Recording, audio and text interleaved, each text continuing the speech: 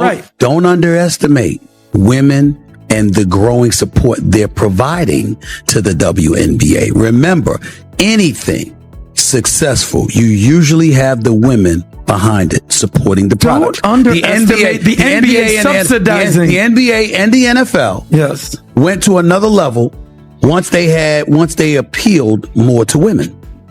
What if the women decide we gonna focus and lock in on the WNBA? No, the NFL started growing once they implemented what's called cheerleaders. Welcome back. Before we dive into this explosive story, drop a quick comment below. How long have you been following Caitlin Clark, and which player would you most like to see her go up against? Let us know in the comments. What we're witnessing right now could become one of the biggest public relations crises in WNBA history. For weeks, tensions have reportedly been building behind closed doors, but an alleged leaked audio recording has suddenly pushed the controversy into the spotlight. The clip reportedly contains a shocking statement that has sent social media into a frenzy. The fallout is now so significant that, according to circulating reports, NBA Commissioner Adam Silver is being urged to get involved directly. Rumors are swirling about possible suspensions, emergency meetings among league executives, and an aggressive effort to contain the growing backlash. And just when it seemed the situation couldn't get any bigger, Caitlin Clark made her return, and her presence may have changed everything. So don't skip a second, because we're breaking down the biggest claims, the controversy surrounding the alleged recording, and what could happen next. Let's get right into it. Understand how this situation reached this point. We have to start with Caitlin Clark. The relationship between Clark and some veteran players has become one of the most intensely debated storylines in professional basketball. Game after game, Clark has faced highly physical defensive pressure, with opponents constantly challenging her and trying to disrupt her rhythm, limit her offensive impact, and make every possession difficult. Before she ever came along, there were a lot of outstanding basketball players who happened to be black females that was doing their thing on the WNBA level. And they never got this kind of shine. This girl, the Golden Goose, comes along and she wreaks havoc. She's the Rookie of the Year. She's fourth in the league in MVP voting. Fourth in the league, her rookie year. Wow. Outstanding. She's like Steph Curry. She could pull up from anywhere. You understand? She has that kind of capability. Didn't win a national championship. Lost to LSU one year. We lost to South Carolina another year. But she's outstanding and clearly worthy of being the number one overall pick. And what I was saying to everybody is ride the wave. Rising tide lifts all boats. The girl is spectacular. It's not like she's not a scrub. She's not only can play, she's a star caliber player who draws this attention. And maybe it's because that fan base that she has and her being a young white lady contributes to it. So what? Benefit from it.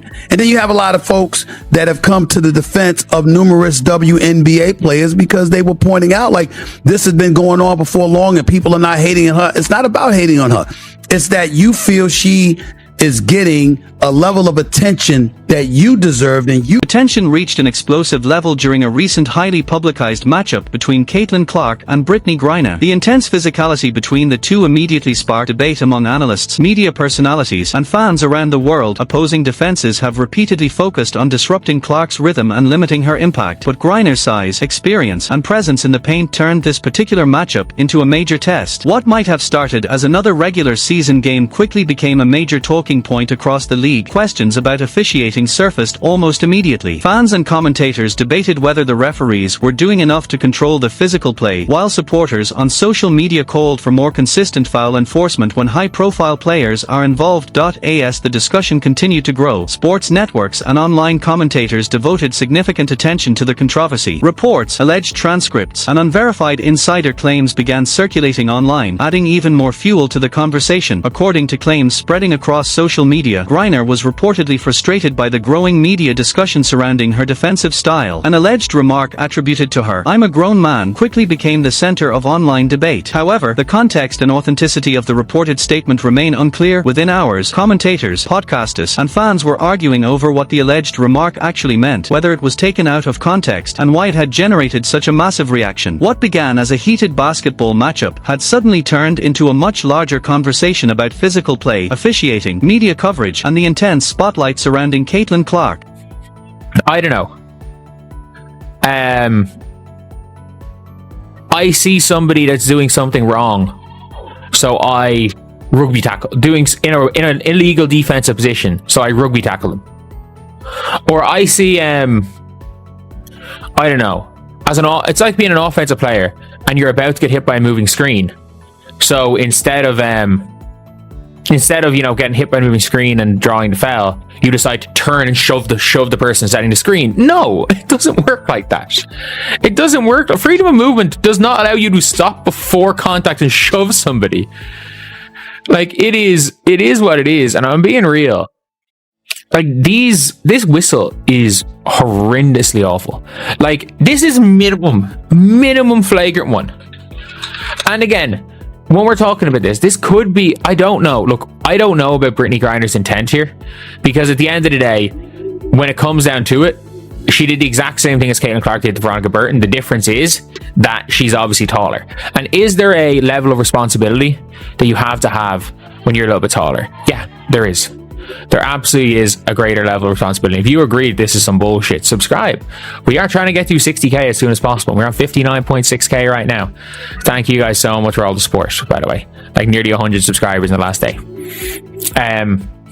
But we gotta be real. This, like, if you're someone that's at a height that you can very easily go and clock somebody in the face, you probably should have to be a bit more careful. But yeah, it just keeps happening. It just keeps happening with Caitlin. That Alyssa Thomas did it to Caitlin in her rookie year as well. Like, this is where the situation took on an entirely different level of urgency. With major media rights deals, sponsorship agreements, and the league's long-term commercial growth at stake, WNBA officials faced growing pressure to manage the backlash and prevent the controversy from damaging the league's reputation. Reports and online speculation suggested that NBA leadership, including Commissioner Adam Silver, was closely monitoring the situation. Behind the scenes, discussions reportedly focused on maintaining the league's credibility, protecting its public image, and ensuring that the controversy did not overshadow the continued growth of professional women's basketball.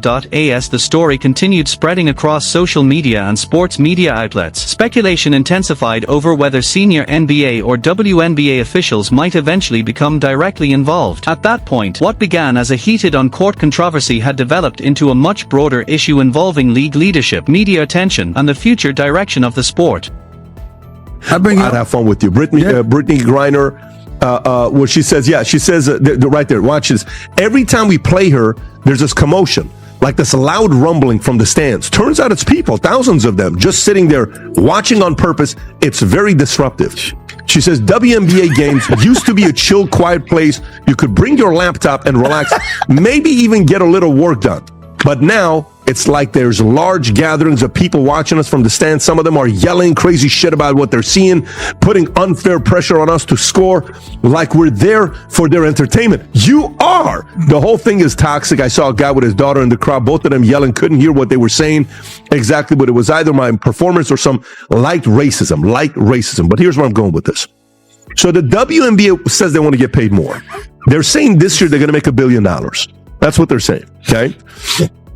For the first time ever. Now that Caitlin Clark is hurt for 2 weeks, did you see ticket prices? Insane. Let me read you the ticket prices. After Caitlin Clark's been hurt for 2 weeks. All right? So let's go through this. Caitlin Clark absence is having an immediate impact beyond the court. According to data shared by Yahoo Sports via TickPick, prices for 2 specific Indiana Fever away games against the Chicago Sky and the Washington Mystics dropped sharply after Clark was sidelined. Before the injury, the lowest ticket available for Fever's matchup in Chicago was $86. For the game in Washington,